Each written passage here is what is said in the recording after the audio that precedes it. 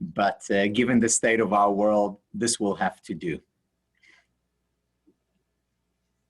Yes, hopefully soon, Tal. Thank you for being here, Tal. I want to start this conference talk with you with two questions. The first one is, what is happening? What is happiness for you? And the second one is, it has to be with the same. In these times that we are suffering from the COVID, we are suffering for not able to be with our parents, with our family, with all our people. What is going to happen with happiness? Is happiness really a matter now, or it's health, or what is now? And how can all of us be happy? Yeah, you know, these are two very important questions. And of course, they are connected because many people think that happiness is simply about feeling good. It's about putting a smile on your face. You know, they say, when I go to the beach, I'm happy, or when I have ice cream, I'm happy. But that, of course, doesn't capture the essence of happiness. Happiness is about living a full and fulfilling life. It means living a meaningful life. It means living a life that is healthy in terms of nutrition, in terms of exercise. It means living a life where we learn, where we learn new things and are curious. It means cultivating relationships, and it means also dealing with painful emotions. The question, though, that you asked is a question that, of course, many people ask during these time, and that is, what is the relevance of happiness when we're going through difficulties and hardships and when there is so much uncertainty? You know, one of my Israeli friends actually just recently said to me, Tal, shouldn't we quarantine happiness for a while? Shouldn't we put it on the side until the situation gets better?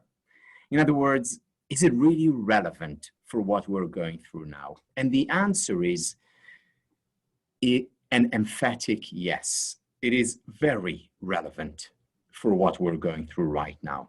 And let me explain. So yes, when things are going well, happiness can help us do even better. So if, let's say, I'm at a 3, I can get to a 5. Great.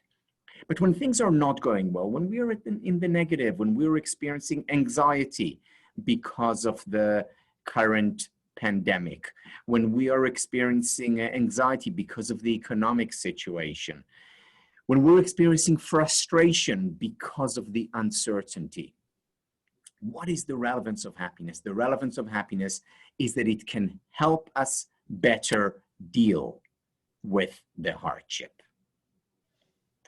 You see, there's a lot of talk today about the importance of being resilient. What is resilience? Resilience is the ability to bounce back. Resilience is actually a term that comes from engineering. So when you have a certain material that you put pressure on, that you put stress on, if it's resilient, it will go back to its original form. Or if you have a ball, you bounce it. If it's resilient, it will bounce back up.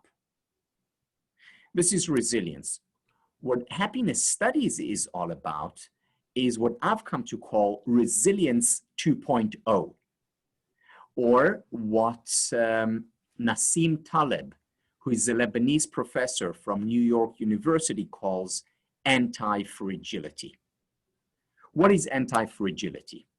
Anti-fragility is about something, whether it's material or a person or an organization, growing stronger, better, healthier as a result of stress. So if resilience 1.0 is the ball bouncing back to where it was before, resilience 2.0 or anti-fragility is about the ball bouncing higher than it was before. You can think about this in the physical context, where you see an anti-fragile process. I go to the gym and I lift weights. I'm putting pressure, stress on my muscles. As a result of the pressure and stress, after I take some time off, the muscles don't just go back to where they were before. I actually become stronger, healthier than I was before. That's anti-fragility. The stress actually helped me grow stronger. Friedrich Nietzsche, the German philosopher, described anti-fragility when he said, if it doesn't kill me, it will make me stronger. What happiness studies does is it puts the conditions in place. It provides us with evidence-based tools and techniques that can help us become anti-fragile. And when I say us, I mean us as individuals, as parents, as families, as organizations, and as communities. These are the questions that are asked and answered based on science by happiness studies. There's a very important term that I want to share with you that describes an anti-fragile process that is essentially resilience 2.0. The term is PTG. You know, I ask the students in my class, and most of the students, not all, but most of them are psychology majors. I ask them to put their hand up if they have heard of PTSD. PTSD is post-traumatic stress disorder. Almost all hands in the class go up because they've studied it in Introduction to Psychology or they've read about it in the newspaper. It's a phrase, a term that most people have heard about, PTSD, post-traumatic stress disorder. And then I ask them, have you heard of PTG? Again, most of my students are psychologists. Almost nobody puts their hand up. What is PTG? PTG is post-traumatic growth. Now, post-traumatic growth, in other words, development, growth after trauma, is as likely and potentially more likely than post-traumatic stress disorder, than falling down after trauma. In other words, growing stronger and better and happier after trauma potentially is more common than growing weaker and suffering in the long term as a result of trauma. If, and this is a big if, first and foremost, we know about the possibility of post-traumatic growth. You see, most people don't even know that it's a possibility. And not knowing that it's a possibility means that they're less likely to experience it. So we have thousands and millions and billions of people today going through a society-wide trauma, whether it's the pandemic, whether it's the economic situation, the uncertainty. And most people have the potential to grow as a result of this society-wide trauma. But that potential to grow is not realized, is not made real, because most people don't even know about that possibility, that PTG is more likely than PTSD, that growth is more likely than deterioration. So just knowing that in and of itself is an important condition. In addition to that, there are also other evidence-based scientific conditions that we can put in place and that we will talk about over the next hour or so, that we can introduce into our lives, once again, as individuals, as families, as communities, organizations, that we can introduce that increases the likelihood of growth. You know, the possibility of growth from trauma, from hardship, from difficulties, also has roots in our languages. And I want to share with you a word from my mother tongue. You know, my mother tongue is not English. It's unfortunately not Spanish either. My mother tongue is Hebrew.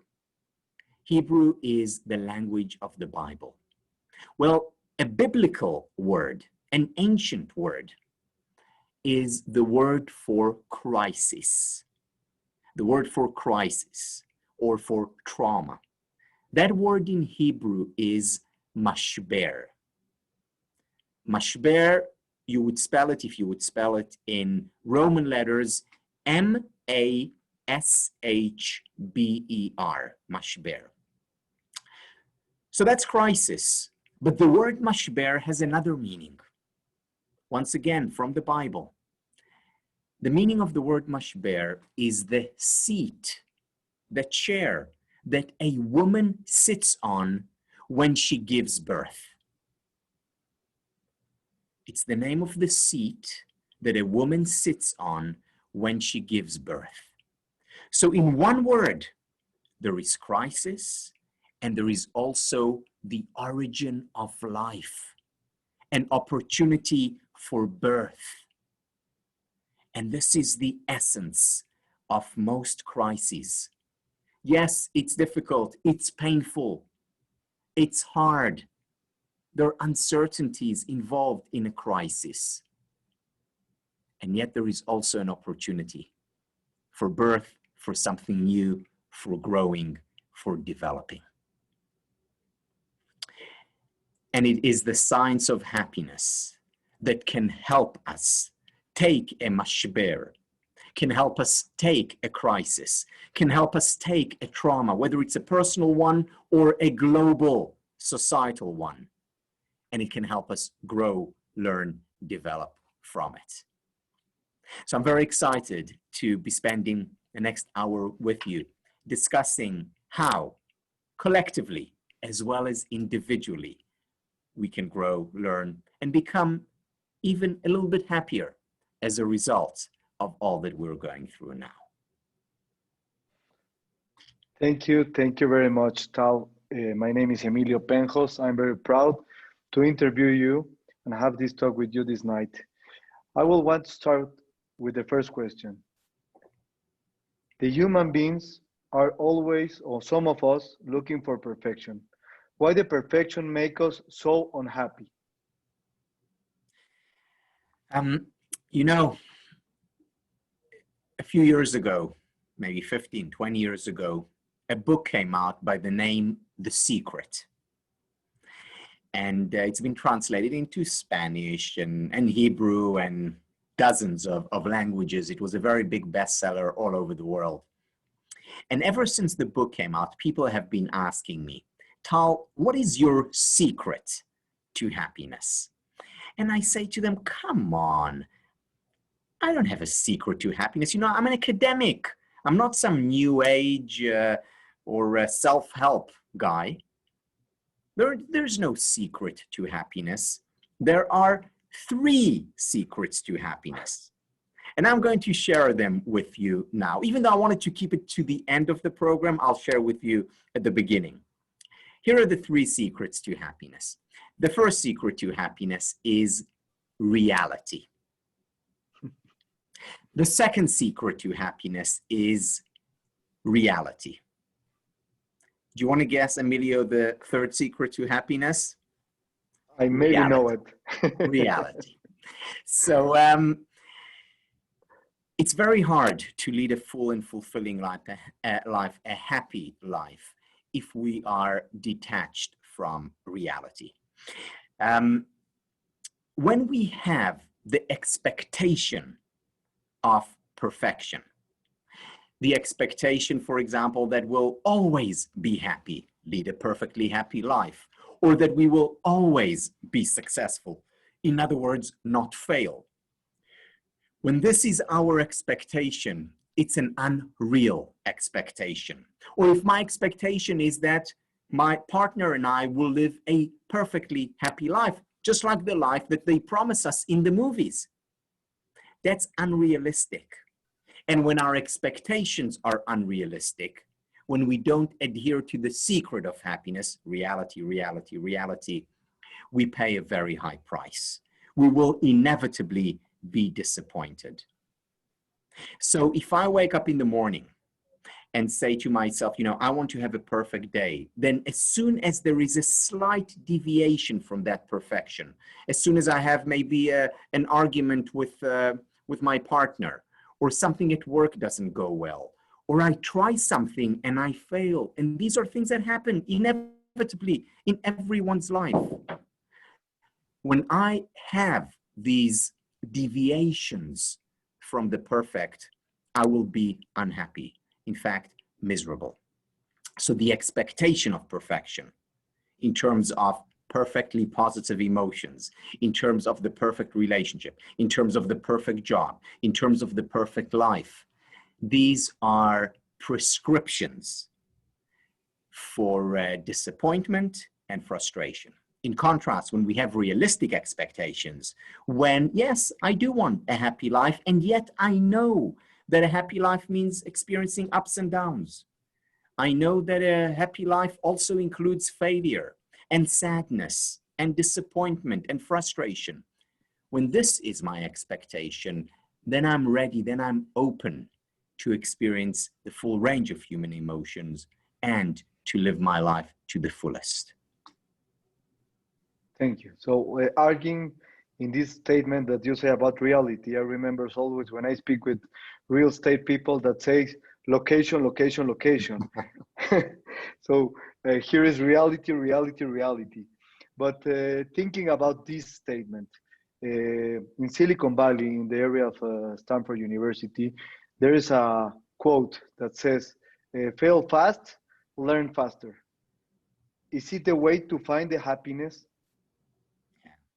You know, one of my personal mantras, and something that I repeat over and over again to myself, to my children, to my students, clients, is learn to fail or fail to learn. Learn to fail or fail to learn. If you look at the most successful people in the world, and there's been a lot of research on this by Dean Simonton from the University of California and many others. If you look at the most successful people in the world, they are the ones who have failed the most. So for example, you look at Thomas Edison, arguably the most creative scientist in history. He's also failed more than any other scientist that we know of. You look at the best athletes, the sportsmen and women, they are the ones who time and again fail. They try and try again. How do we learn how to walk? By falling down. You know, imagine if our mom didn't let us fall, if she protected us so much that we would not get up. Why? Because when a baby gets up, the baby falls.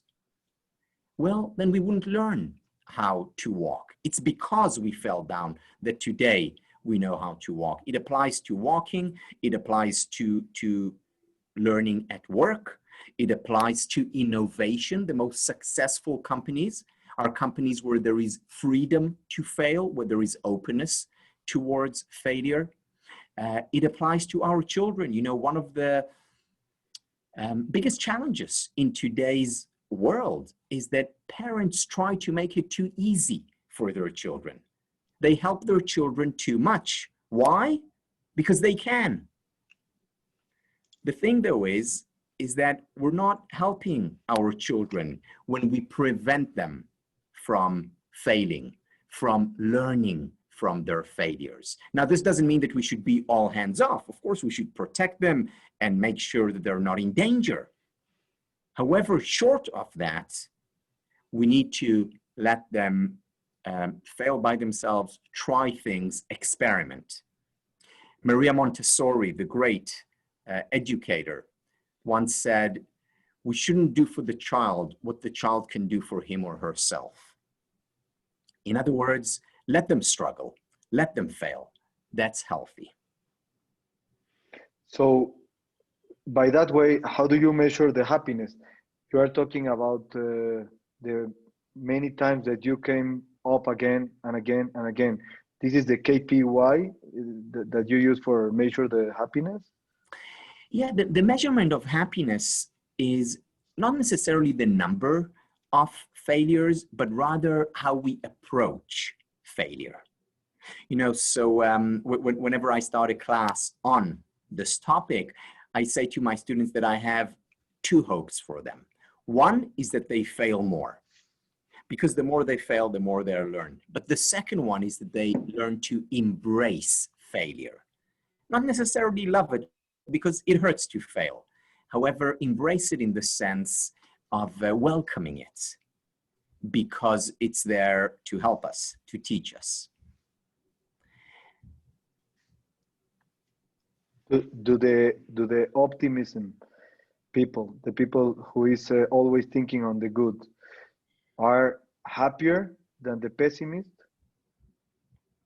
Yeah, you know, I'll say something about it. I think Arlen will also be able to comment on this, since we have had conversations around this topic. So in short, people who are optimists are happier. However, optimism is not about being detached from reality. So a person who, for example, going back to my example before, says, you know, I'm optimistic, which means, you know, I'll always be happy.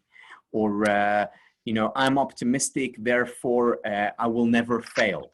You know, that's detached optimism. However, optimism that says, look, this is going to be hard. There are going to be failures on the way. However, with hard work, with dedication, with investment and effort, I'm going to overcome these difficulties and challenges. That's healthy, realistic optimism that's connected to reality. You know, optimism is very much connected to hope. And hope is important. You know, the difference between sadness and depression is that depression is sadness without hope. So we all experience sadness. Right now, we all experience anxiety and frustration. The question is, do we have hope? Do we see the light at the end of the tunnel? And if we do, in other words, if we are optimistic, we're in a much better place and much more likely to overcome the sadness, the hardship, the frustration, the difficulties. And Arlen, maybe you can add your take on this, perhaps? Well, I think it's quite impressive to think that humans have between 60 or 80,000 thoughts every day. And research says that 80% of the time we're thinking about negative thoughts, you know, negative ideas.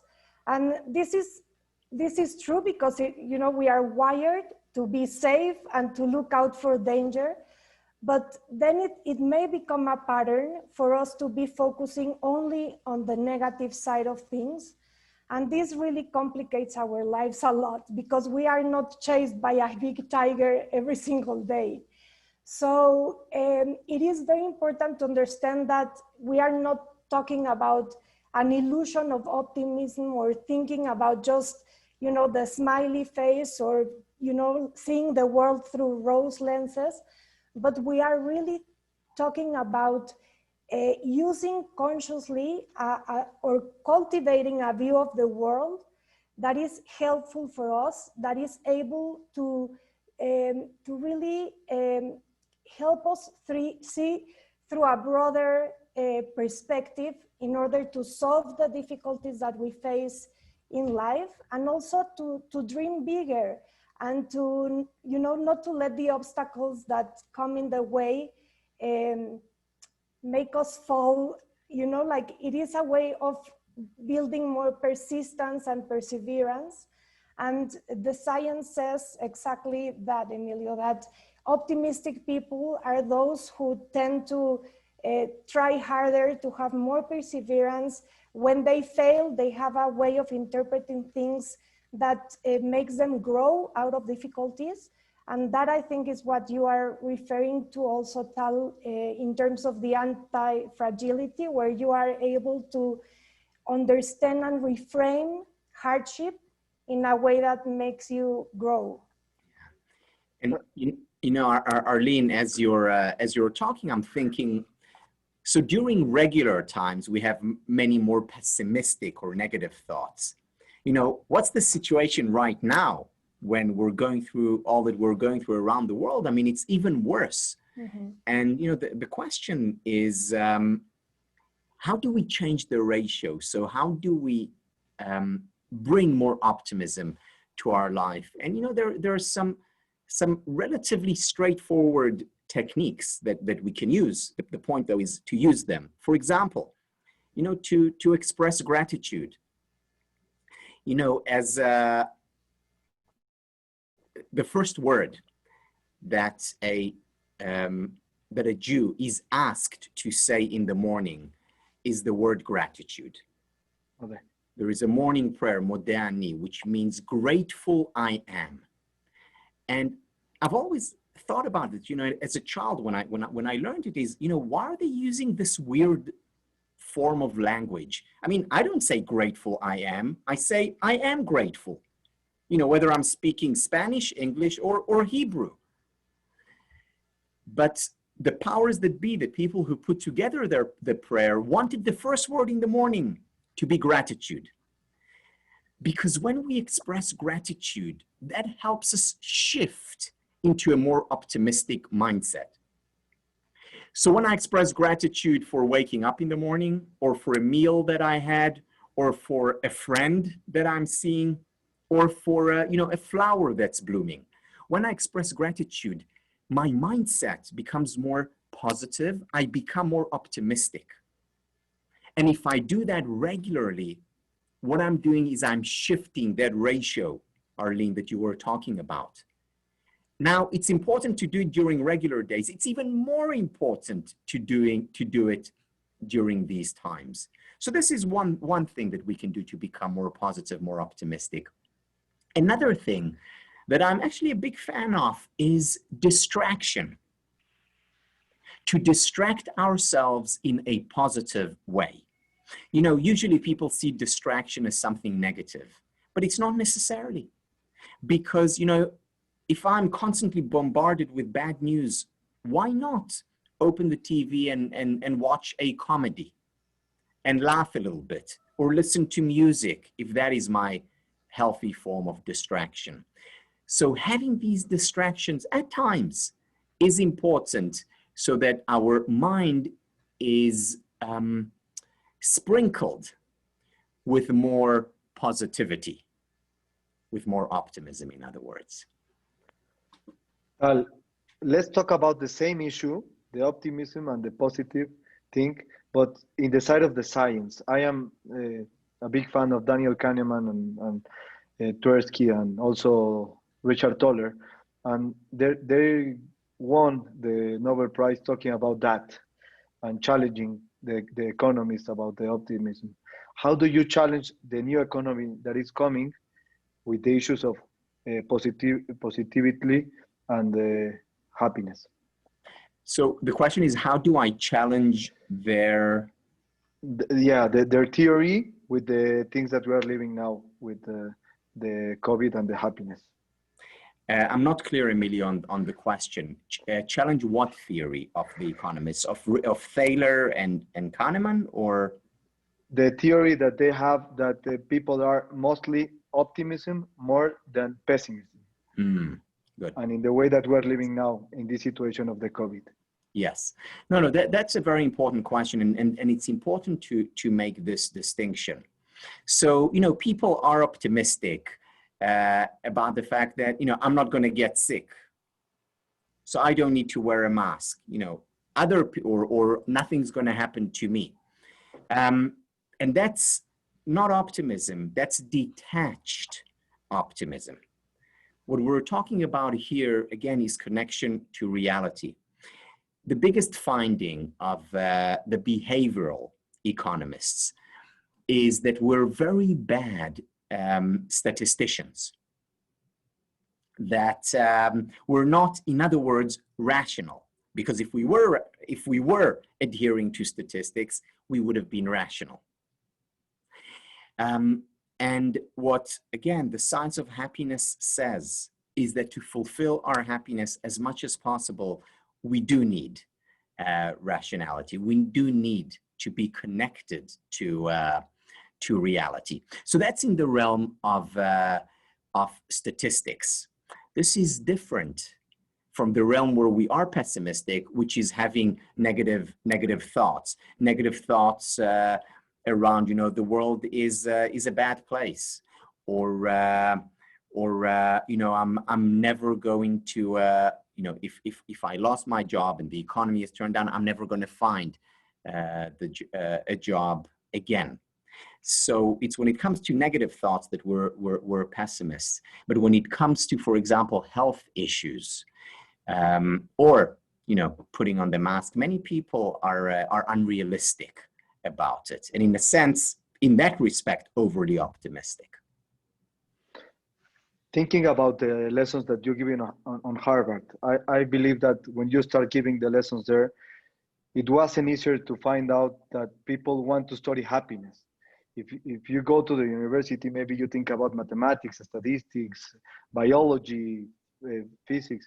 How do you get on the position of having the best lesson and the one that everybody wants to hear you? How is it possible that the people is looking for happiness in a university like that?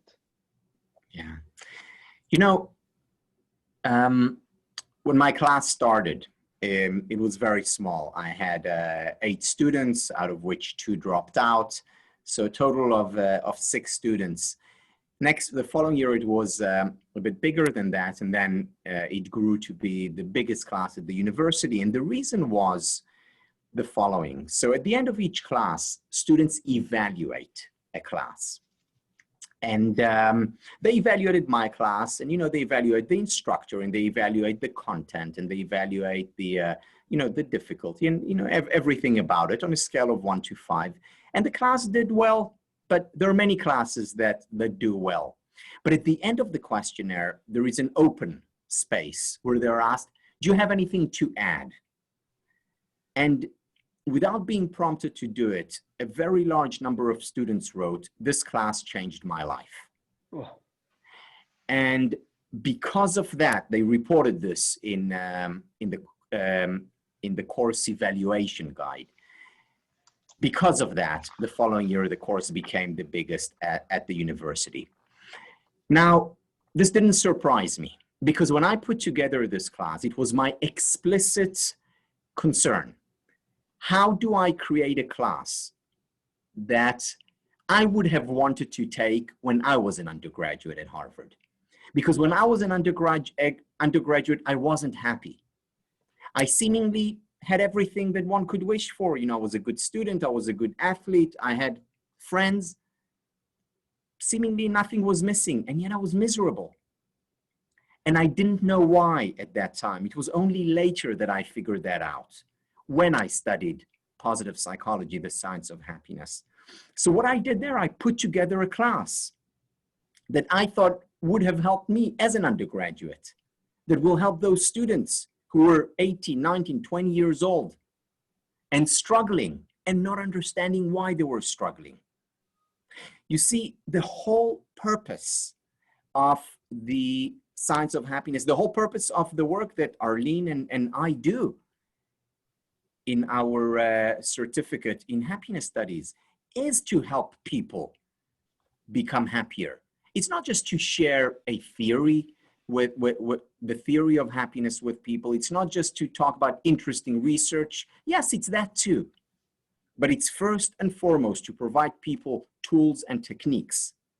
And whether you're an undergraduate at Harvard, or whether you're a graduate student at Penn, or whether you're in an organization, or whether you're a 13-year-old in school, these are tools and techniques that can help an individual, a family, a community increase levels of well-being. I have a question about that. There, for example, if you find out a group of 100 people that maybe they want to get to be an architect or a doctor, maybe half of them will be architects or doctors. Maybe, I don't know the numbers, maybe you know it better. But talking about happiness, There are 7 billion people living in this world, and everybody says that they want to be happy. Why do they don't get happy? What's the issue on that? Yeah. Again, Arlen, I'd love to hear your take on this in a moment. I'll give you my take. You know, many people have been asking me over the last, decades. So, Tal, are you happy now? Because I got into this field because I wasn't happy. So they said, well, finally now, especially now, it's been 30 years almost. Are you finally happy? And my answer to that is, I can't answer this question because I don't know that there is a point before which we're unhappy, after which we are happy. I don't think it's an either or, 0, 1. Instead, I think that happiness resides on a continuum. So today on this continuum, I'm a lot happier than I was 30 years ago. At the same time, I certainly hope that 10 years from now, I'll be happier than I am today. In other words, the question for the 7 billion or 8 billion people 8 billion. Is, yeah, a few more came around since... the pandemic. Yes, exactly. So the real question is, how can the people living in the world today become happier? Now, I'm not saying radically happier. I'm talking about small changes, because we need to be humble about the kind of change. Apropos being realistic. We need to be realistic about what is possible. And we can increase our happiness levels by 3%, 5%, and that's a lot, because that will have implications for so many areas in life. If you increase levels of happiness by 3%, you become more creative. You become more productive, more energetic. You actually become physically healthier. Your relationship will improve, whether at home, whether in the workplace. You will live a better life. So if we can be realistically optimistic, if we can say, here are the things that I want to do, and these are things that any one of the 8 billion, well, maybe not the babies, they don't know yet, but they don't need us, right? But anyone, any young adult and up can implement so many of these practices. And when they introduce these practices, whether it's the gratitude exercise on a regular basis, whether it's physical exercise, whether it's spending more quality time with people they care about and who care about them, and the list goes on. If we introduce these, then all of us, whether we're living in Mexico City or New York City or Ho Chi Minh City, wherever we're living, whatever culture we're from, we can introduce these practices and actually become happier, move along that continuum. If I can add to what you just said, just because, I think that in life, people tend to get used to what they have. And we sometimes get used to the idea that things will never change, that things will remain as they are.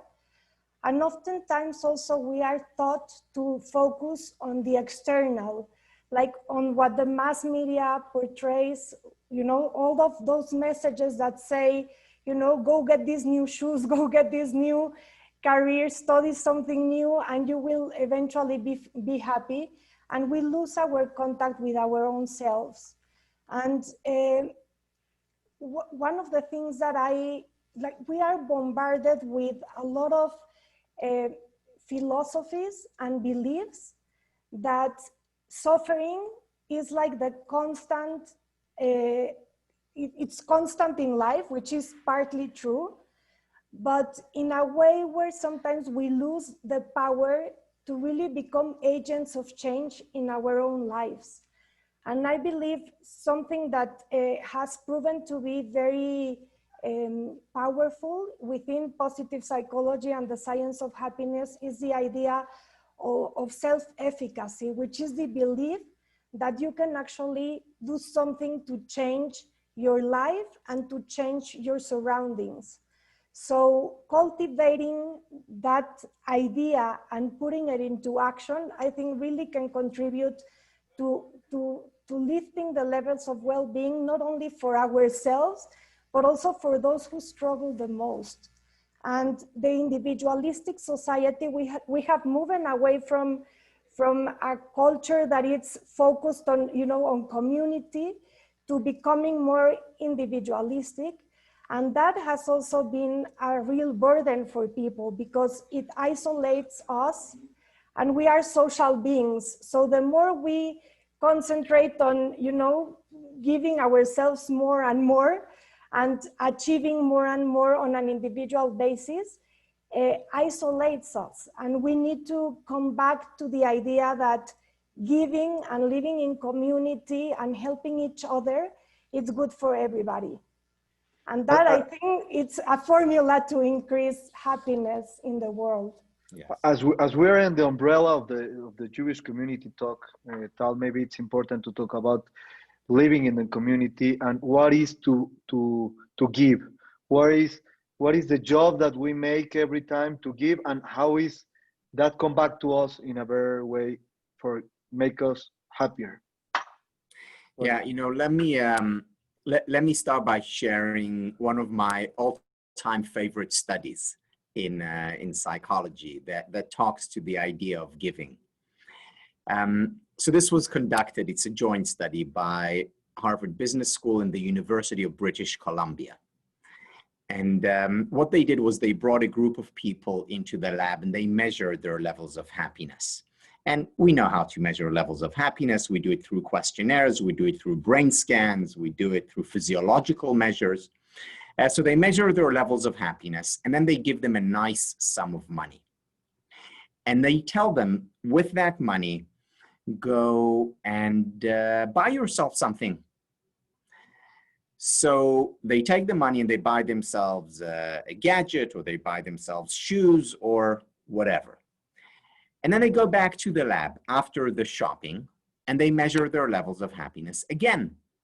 And what do you think they find? They find that levels of happiness go up significantly as a result of the shopping. This is important research. This is the first time in recorded history that we have scientific evidence for Carrie Bradshaw's claim from Sex and the City that buying shoes makes you happier. Now, I'm sure there are people on this listening here who are laughing, and I'm sure there are people who are crying. It's okay. All emotions are legitimate. But then they come back to the lab a day later and they measure their levels of happiness again. What do they find? So after that high, it goes right back down to where it was before. You have a shopper's high, it doesn't last 24 hours. So the conclusion from this research is that you need to buy shoes every day. Again, even more people are crying now. So, second part of this study, they bring in another group of people, different group of people. They measure their levels of happiness again. They give them the exact same amount of money. And then they tell them, like they told the first group, go spend this money. Only this time they say, go spend it on someone else. And they do. And they give it, buy meals for homeless people, or they donate it to their favorite charity, or they buy their partner shoes. It doesn't matter, but they spend it on someone else. They go back to the lab and they measure their levels of happiness again. What do they find? Spike. It goes up to the same degree as the shopper's happiness levels went up, with one very big difference. When they go back to the lab after 24 hours and they measure their levels of happiness again, it does go down, but only slightly. It's still higher than base level. They see the impact of giving even after a week. To give is to receive, one of the most powerful interventions out there. for, by the way, not just increasing happiness, also for increasing self-confidence and what Arlen was talking about earlier, self-efficacy. One of the best interventions out there is to give others. In other words, making others happier also makes us happier. You know, I gave the example earlier of the word mashber, crisis. Another very meaningful word to me in Hebrew is the word to give. In Hebrew, the word to give comes from the root natan. So, you know, like the name Nathan, that's in Hebrew Natan. Again, it's a biblical word. And if you spelt it in Roman letters, it would be N-A-T-A-N. Those of you in Hebrew, it's Nun Taf Nun. So N-A-T-A-N. Now, that word is unique. How is it unique? It's a palindrome. It's symmetrical, left to right and right to left. That's no coincidence. There's a great deal of wisdom in Hebrew, in many of the ancient languages. Because when I give Natan, I'm given right back, Natan. And today we have the science, the research to show just that. Now, as we talked about earlier, it's always important to give. Just like it's always important to increase levels of positivity and gratitude. It is especially important during these times. And the thing is, it doesn't have to be much. Anne Frank, back in the 1940s, when she was 14 years old, she said, we can always give something, even if it is only kindness. And we can always give kindness. The benefits of kindness to others, to ourselves, is immense. Beautiful, beautiful.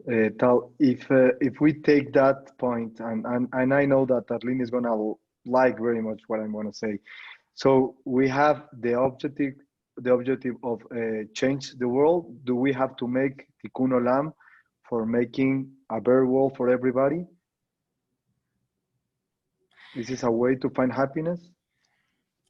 It is a way to find happiness for various reasons. One is because if my objective is to help other people and I help other people, then I do become happier. There is, of course, that benefit.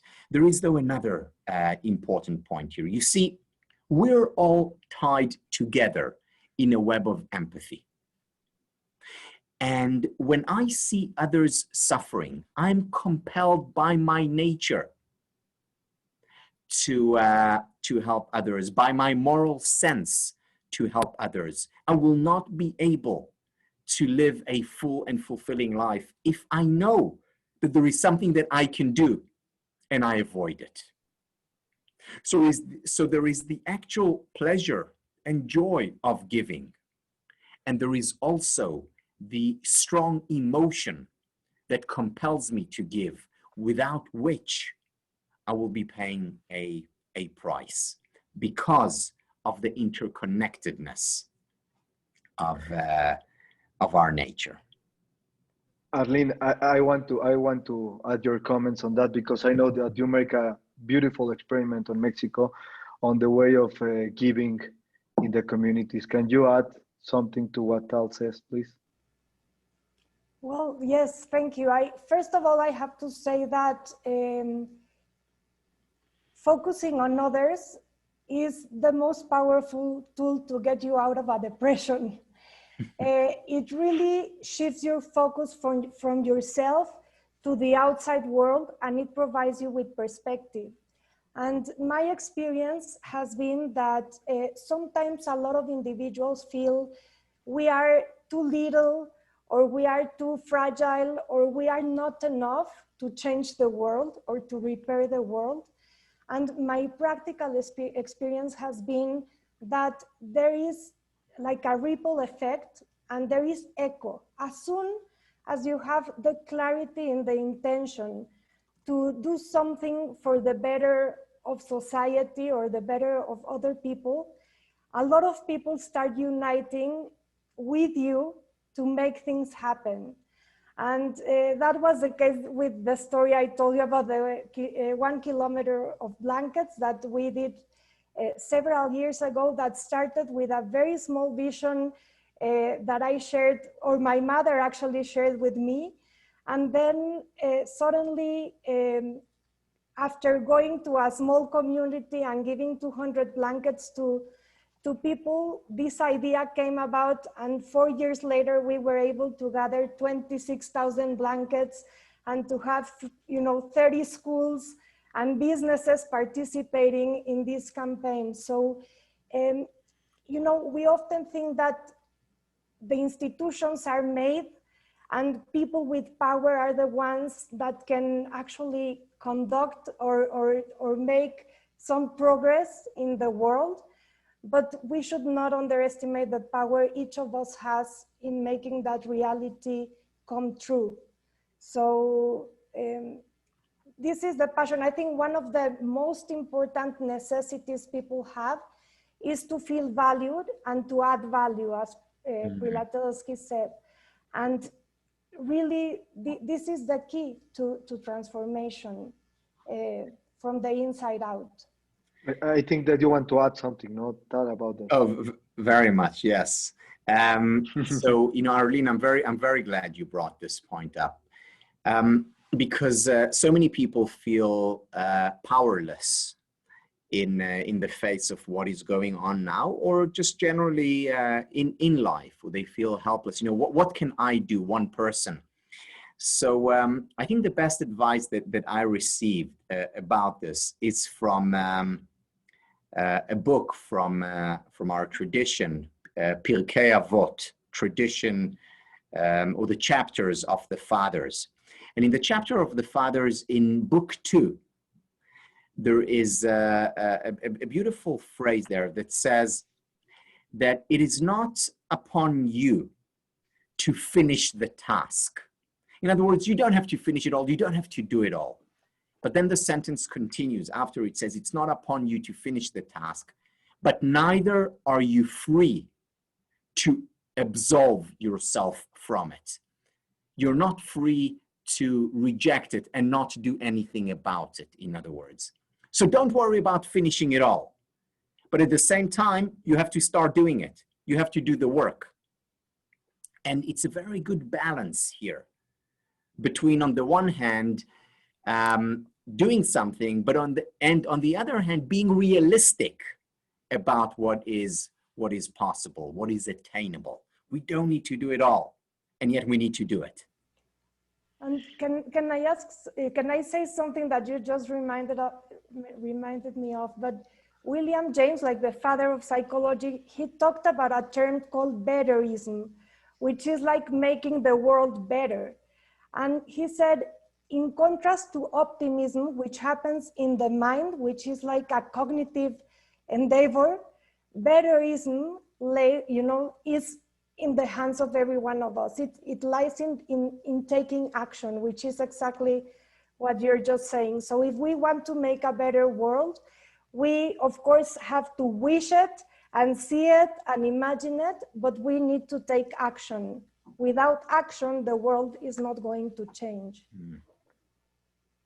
Tal, in that same question, you take some points about Judaism, and we the Jews been talking about that from 3,000 years ago. But I have to ask you, where is God in that formula of happiness? How do you take your science that you make all the studies and take it together with the spiritual side? Yeah. So, to me, God is a very personal, is a very personal God, meaning there are people whom I teach, whom I talk to, who are religious and believe in God, and they see a lot of the science of happiness in their religion. And there are people who are atheists and can still benefit from the science of happiness. What is important, though, and what I point out all the time, is that even if one is not religious, even if one does not believe in God, there are still many important lessons in religion. You see, there's a lot of research. There's a lot of research on religion and happiness. It was done by people like Robert Emmons and David Myers and numerous others. And what the research shows very clearly is that, in general, religious people are happier than non-religious people. Now, it's very important to point out that this is average. In other words, you find very religious people who are miserable, and you find atheists who are extremely happy. But on average, it seems that religion contributes to happiness. Now, the interesting question for scientists is why? What is it about religion that contributes to happiness? And there are a few things. So one thing I mentioned earlier, gratitude. In religion, every religion that I know of at least, gratitude is a central pillar. You know, so in Judaism, it's the first word in the morning. In Christianity, what is prayer about? It's about expressing gratitude. So gratitude certainly is an important part. There's more. In religion, community is central. This is exactly what Arlen was talking about. You know, we're not born islands. We're social beings. We're part of the whole, in the word of the Christian theologian John Donne. We're part of that whole, and we need that community. In religion, we meet the community, whether it's every Friday night or Saturday or Sunday or during holidays. There is an emphasis on community. There's also emphasis on family in religion. Beyond that, there's also an issue of spirituality. You know, Albert Camus, the French existential philosopher, did not believe in God. He was not religious. He said the following sentence. He said, "At every moment in my life, I have to make a decision. Do I drink a cup of coffee or do I kill myself?" Why this? Again, he put it in a very extreme way, because what he meant there is that he has to invent meaning and purpose in life every moment. Whereas when there is religion and the belief in God, there is an inherent meaning in life.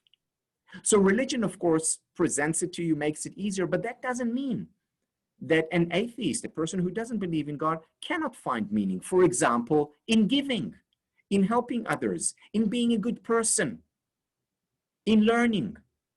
There are many ways in which we can find meaning in life. So even if people, my point is that even if people do not adhere to religion, they should still spend time learning from the very smart people who had thought about these ideas, who cultivated a system, because religion is the most comprehensive system that humanity has to date, that talks about the good life. Now, that doesn't mean that you need to take everything as a package deal. However, to throw everything out as a package deal, that's unhealthy too. And in that same way, you talk about relationships.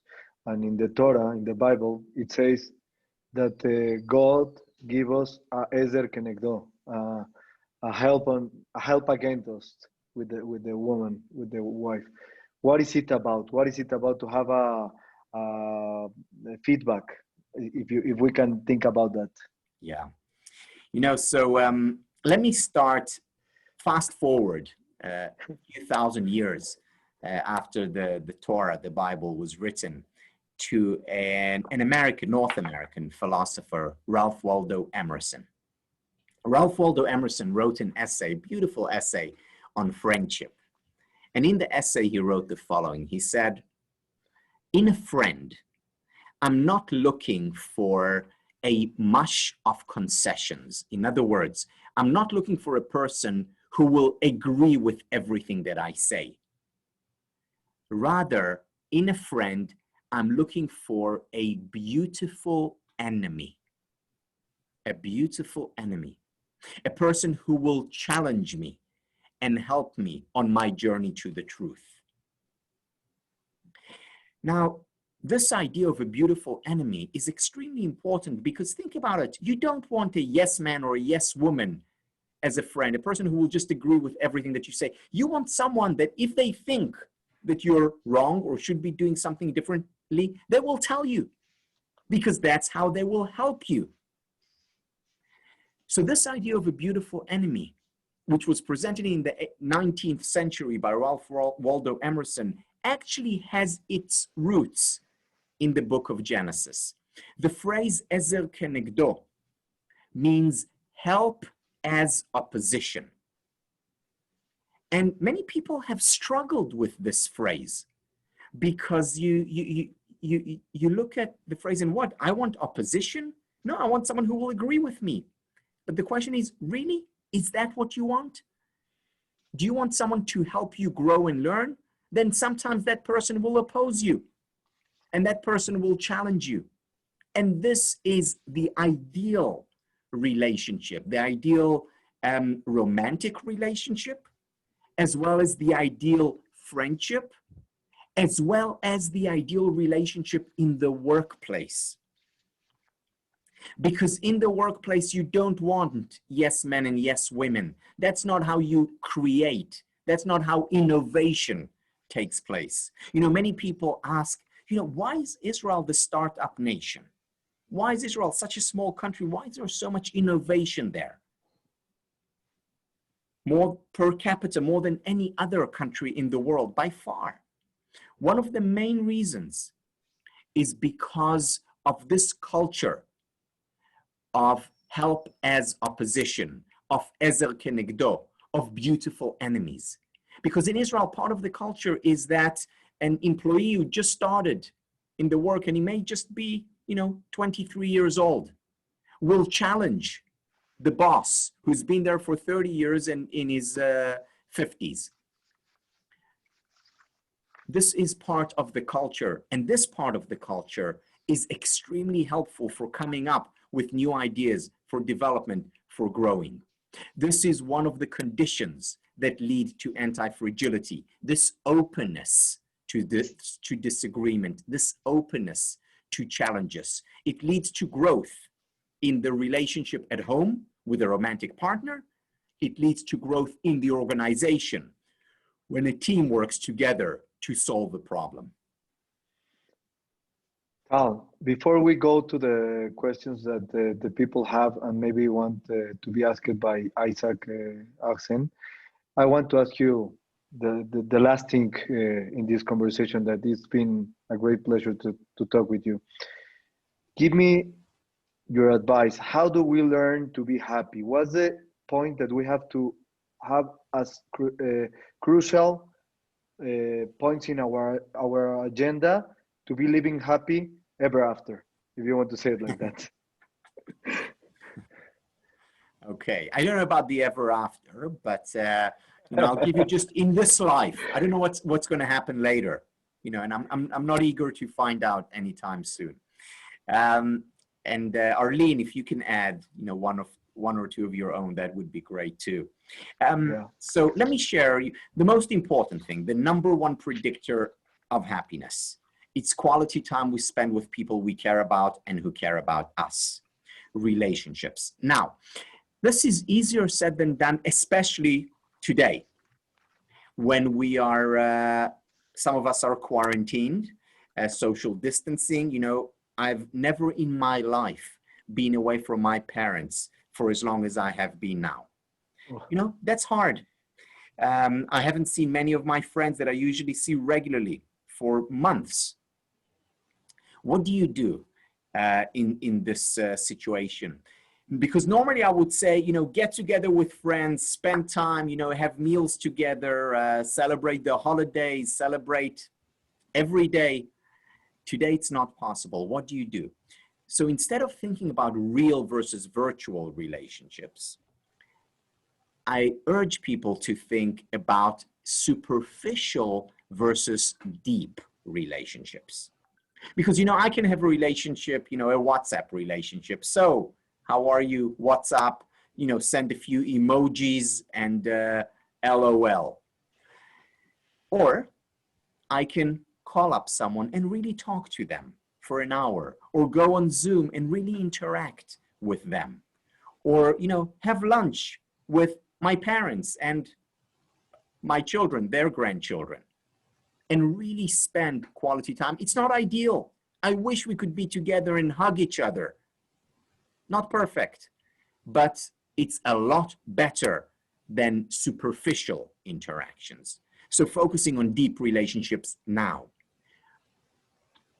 Part of those deep relationships, of course, is giving, helping, listening. What people need more than anything now is to be listened to. Also to listen to others so that they know that they are not alone. So creating those deep relationships is important. Another thing, physical exercise. I mentioned it earlier, but you know, we have no excuse to not exercise. There's a book, a very powerful book by a man by the name of Rami Harpaz. He was an Israeli prisoner of war. And he spent years in the Egyptian prison, and he was in solitary confinement, and he was confined to a small cell which was 3 meters by 3 meters, where he had his bed there, he had a chair there, and he had his, you know, the restrooms in that room. That's all he had for years. And he wrote about this, and he said the thing that kept him sane during all those years was that every day he would exercise. How? He would walk in a figure 8 around this tiny 3 by 3 meter room 600 times every day. And that kept him sane. Now, if Rami Harpaz could do it, we can do it, even if we are in quarantine, even if we are in a small space. Exercise is key to well-being, always, especially during these times. And the final thing that I would say is accept the fact that it's hard. Accept the fact that it's challenging. Give yourself the permission to be human. You know, often during this period, I experience a low. And then what I do is I write in my journal, or I talk to my wife about it, or talk to a dear friend about what I'm going through, or talk to my children about it, because I don't want them to think that they need to be happy all the time.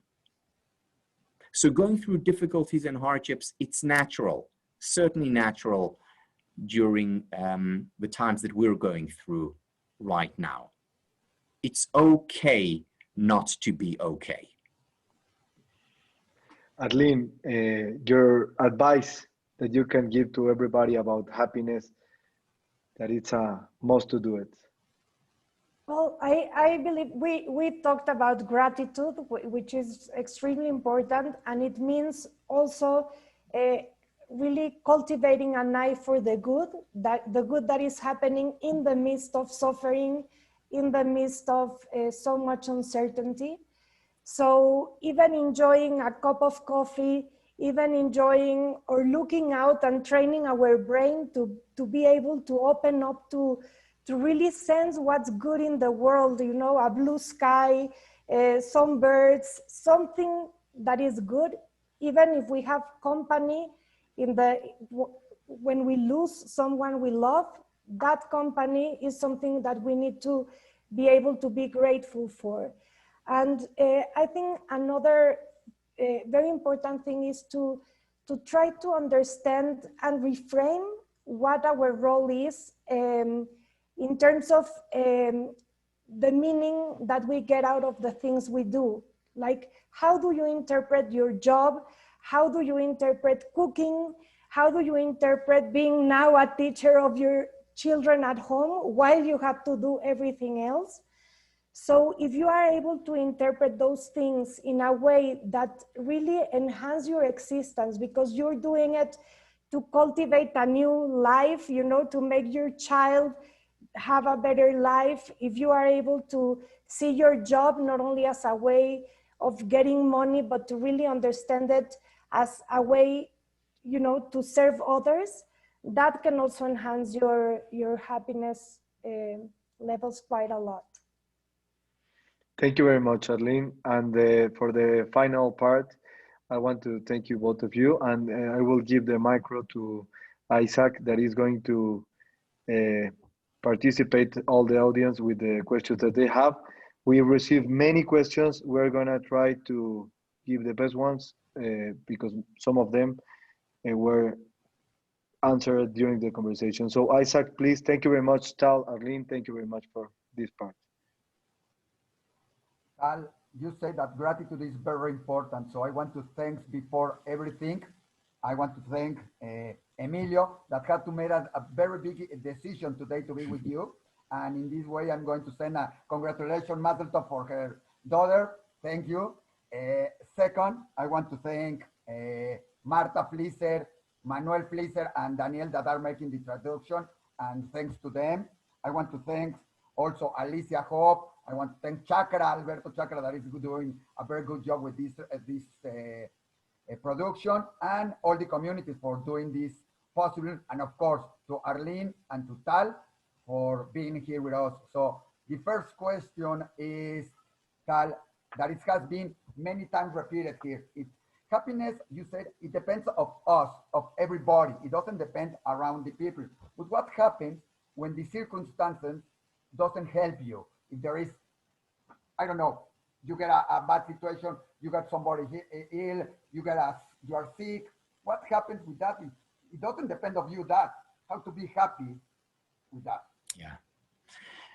You know, first of all, external circumstances and the environment matter. And they can matter a great deal. You know, I'll give you an example from the research on money and happiness. So in general, people say, and you've probably heard this, money doesn't make you happy. However, people who don't have money for food, who struggle to get food on the table or shelter, their basic needs, of course, the external circumstances are going to influence them greatly. Or take another example, you know, a person who's living in a war zone, or a person who's living under an oppressive regime. Of course, the external circumstances are going to affect their happiness. You know, I'm not going to go to a person who's living in a war zone or a person who's struggling to get food on the table and say, you know, come and study happiness and I'll make you happy. You know, meaningless. What I will try and do is help them deal with the difficulties and hardships that are external to them. In other words, knowing happiness, understanding happiness, being an expert on happiness is not a solution to everything. Having said that, when the situation is not that extreme, or sometimes even in extreme situations, and the most extreme example is what Viktor Frankl writes about and talks about. You know, he was in a concentration camp, he was in Auschwitz, and yet he was able, I wouldn't say to be happy, but to find some sense of meaning, even in his very dire and difficult situation. So going back to what Arlen said earlier, if you're able to find even a little bit of meaning in what you do, in your day-to-day, that can help to deal with difficult circumstances. In addition, one more thing. Doing all the things that we talked about, expressing gratitude or exercising or spending time with people you care about, and doing all these things consistently can help you experience external circumstances more positively. You see, reality depends on the external and on our interpretation of the external. And our interpretation becomes more positive when we do all the things that contribute to our well-being. This is a question for Tal and for Arlen, I think so, because they are asking, can you learn to be happy, or is it something that it gives you just naturally and you have to think, or there is a way to learn about happiness. And I think in your books and many other ways, because they are asking about that. What is the answer of that? How to do it? Arlen, do you want to take that first, or do you want me to go? I'll go first? Okay. So, you know, neither Arlen nor me would be here if we didn't think that it was possible to learn to be happy. At the same time, there is also a genetic element to happiness that matters as well. You know, I always tell my students I'm the right person to teach happiness because I wasn't born with happy genes. You know, I was born with anxious genes. Goes back my family, you know, as far as I know. So genes do matter, but what genes give you is a baseline or a starting point or a potential. The question then is, what do we do with them? You know,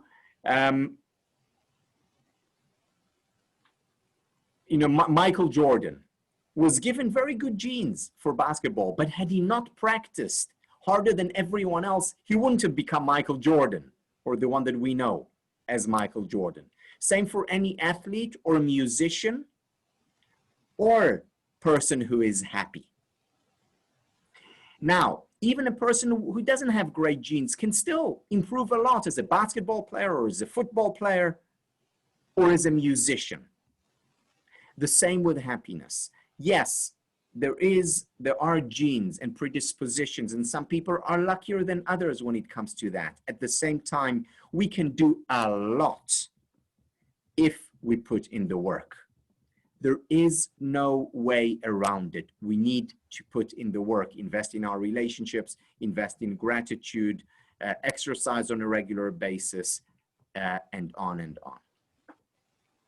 Arlen? Arlen? Yeah, well, I think that we tend to search for happiness in many places where we're not going to find it.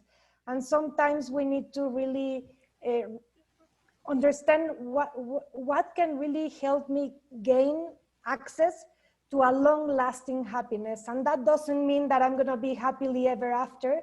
There are ups and downs in life, but understanding the science behind it can really help us lift the well-being that we have. And I think one of the questions that I hear more from all of the students that we have in the certificate program has to do also with, you know, why isn't there a program where children can learn, you know, how to be loyal to themselves, how to cultivate their strengths. Education has also turned to be something more about focusing on what's wrong, what's not working, and that's a mirror of reality. So fortunately, there are some programs that UTAL have created and have made available to the world. So there is a lot to learn, both for adults from all walks of life and also for children with the aim that not to prevent them from suffering, but to give them more tools to really be able to navigate through life better equipped. Thank you, Tal. Thank you, Arlen. It's going too fast the time now, but I have two more questions. Well, I have many questions, but for the people who are asking, you can see again this conversation, this conference in all the Facebook of Monte Sinai, Maguen David, Keilah Ashkenazi, Sefaradit, Federación Femenina, and of course, Diario Judío, and it's going to be with the translation and in English for both of them, for the people who want. The question is, Tal, for two sections of the population. One, what do we have to teach the kids, the children? Arlen just talked about them, about happiness. What is happening? Happiness, what do we have? And the other one is the other extreme. To the elderly people, you talk about your parents. How to make them happy these days? It's hard just with a call of 1 hour and talking with them. What to tell them to be happy in these days that they have been in their houses for more than 4-6 months? Yeah. So, you know, with the kids, as I mentioned briefly earlier, the message we communicate to them is not, okay, go out and rejoice and, you know, this is the time to be happy. We need to let them know that it's okay to be afraid, that it's okay to miss their friends, that it's okay to be frustrated, that it's okay to be angry. Emotions are okay. You see, there are no good or bad emotions. And this is a very important message that we need to communicate to ourselves first, and then to our children. There are no good or bad emotions. They're natural, they're part of being human. Then we need to encourage our children to exercise, to move. We need to limit screen time. Children spend way too much time in front of that screen. Now, it's more challenging now because that's how they meet their friends. You know, in the past, I could say them, you know, go and play basketball with your friends, or, you know, go out or invite friends over, but now they can't do it. So right now they're spending more time than they did before on the screen. At the same time, it's still limited. They still have to go out and exercise every day. They still have to read. They still have to spend time with family. They may be in a bad mood and they may not want to talk. You don't have to talk over dinner, but you have to spend time with us over dinner. And you have to call your grandparents on a regular basis. You have to give, to be kind. So all these things are important, and all this couched in it's okay to be not okay. It's okay to feel down and to experience hardship. Now with the elderly, it's being there for them and listening, asking for their advice, having them listen to you, because they also want to feel like they are contributing, and do the best you can given the circumstances. You know, sometimes for example, we couldn't have Passover, Seder with our families, and this is again the first time in years when we don't have it with at my parents' place, and but still, you know, we spend time together, and you know, Zoom was on, as it's on very often just during lunch, and we talk and then we don't talk, but we hang out and we feel like we're as close as we can be during these times. This is very important now. Again, depth rather than superficial. Arlen, do you have any additional? I want to introduce Arlen just to have the final comment on this conversation, and also Tal, if you give us your final thoughts for ending this conversation. I ask Arlen to start first, please. Yeah, well, I believe that again, making people feel valued and asking people to contribute and to add to our lives in very small and meaningful ways. We can reach out to the elders, we can reach out, you know, and teach our children to make a difference. I think happiness is about cultivating the best that we have in all of us, and to do it with a sense of self-compassion and with compassion for others, especially in difficult times, to lower the expectations that we need to be perfect, especially when we have so many stressors. As Tal mentions, you know, giving ourselves permission to be human and to have patience and to really be kind to ourselves and each other. So I think that's basically what I would like to say to close. And thank you, Emilio and Isaac, for these questions. Thank you very much.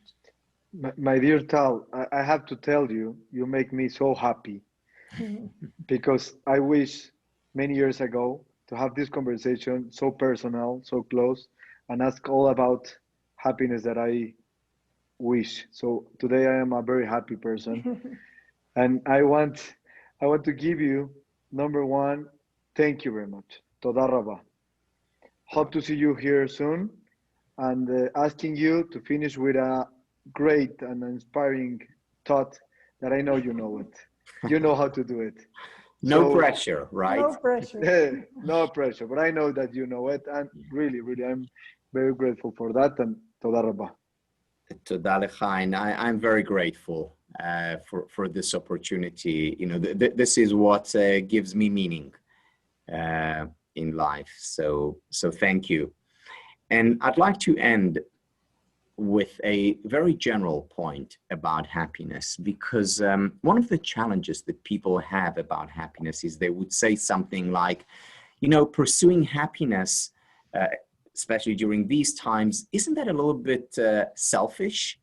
Shouldn't we be thinking about other people who are struggling? And my answer to that is, when we're thinking about our happiness, we are thinking about other people. You see, there is a very clear distinction in our culture between the words selfishness and selflessness. If you go to the dictionary or the thesaurus and you look for synonyms for the words selfishness, you will find words like evil, bad, self-centered, inconsiderate. You know, no one wants to be all those things. You know, evil, bad, inconsiderate, not good.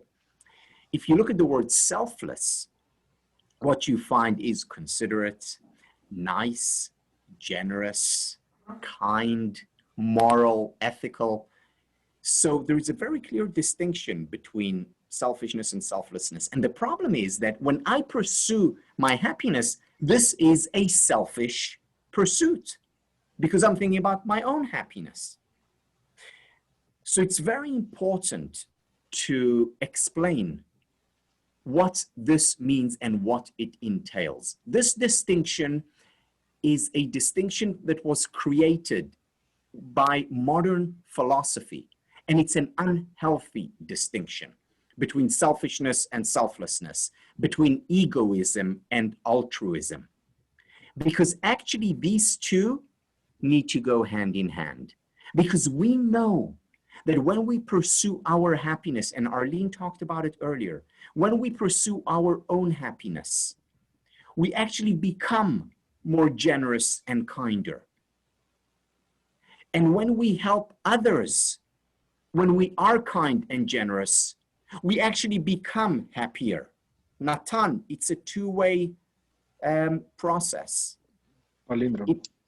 In other words, giving helps us, and when we help ourselves, we give more.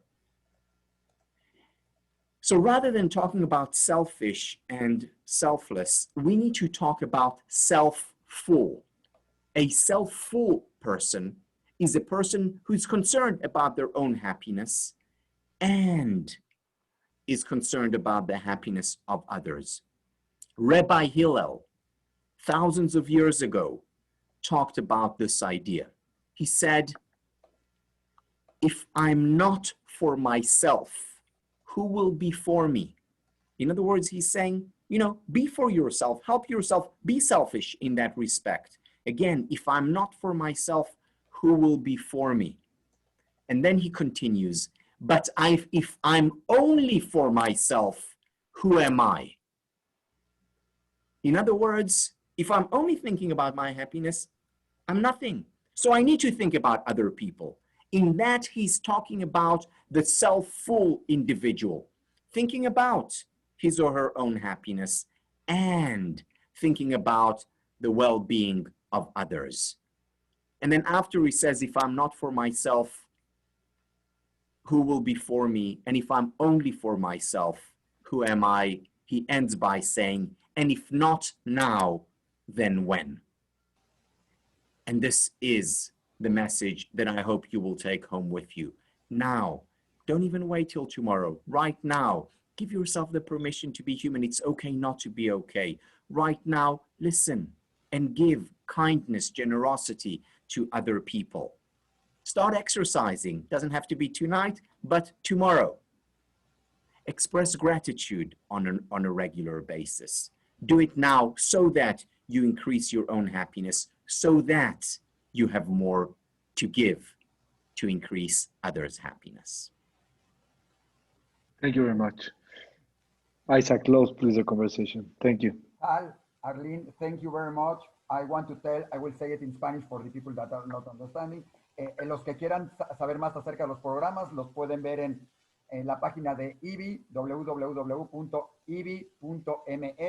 o escribir a informes@ibi.mx para todo esto. Los que quieran, los que preguntan de si quedará grabada, claro, estará grabada en todos los Facebooks de Monte Sinai, Maguen David, la Keilah, la comunidad sefaradí y Federación Femenina y Diario Judío, como les dijimos, en español y en inglés para todo mundo. Now, like I said, I want to thank again Emilio. I'm sure that his happiness of this day is going to last more than a pair of shoes, or buying a pair of shoes. It's going to last more than that. Thank you, Tal. Thank you, Arlen. Thank you to all the people with Marta, Pleaser, Danny, Manuel. Thank you for Alicia. Thank you for Chakra. Thank you for the people in the Keile. Thank you for the comunidad sefaradí. Thank you for Maguen David, for all the people in Monte Sinai, for all the people in Federación Femenina, and of course, all the people in Diario Judío, and in the IBI Institute, in el Instituto Integral, Instituto del Bienestar Integral, y a todos los que participaron y a todos los que nos escucharon, muchísimas gracias. Y tendremos más sorpresas con Emilio y con muchas I need to add something. Tal, please, let me be grateful a little bit. Esta plática hubiera sido imposible de ser llevada a cabo si no hubiera sido por el trabajo arduo de juntar a todas las comunidades por un bien único, que es dar un poco de optimismo y bienestar, por parte de mi querido amigo Ilan Ajzen, que ha hecho un trabajo fenomenal. Se lleva las palmas por esta iniciativa. Muchísimas gracias, Isaac. Gracias por la oportunidad que nos has dado de hablar, y gracias por ser una persona que con tu insistencia has llevado felicidad a muchas casas judías en este momento y los demás que nos acompañan. Muchas gracias. Tal, I hope you understand it, because I say thanks like 10 times. Thank you all, and thank you for putting this together. I'm sure this is not the last one we are going to do with you, Tal, and with you, Arlen. We're going to Thank you so much. Emilio, of course. It's going to be very interesting, and be waiting for more of this. Thank you very much. Thank you so much. Thank you, Tal. Thank you, Arlen. Thank you all. Thank you, Isaac and Emilio. Les pido a los ponentes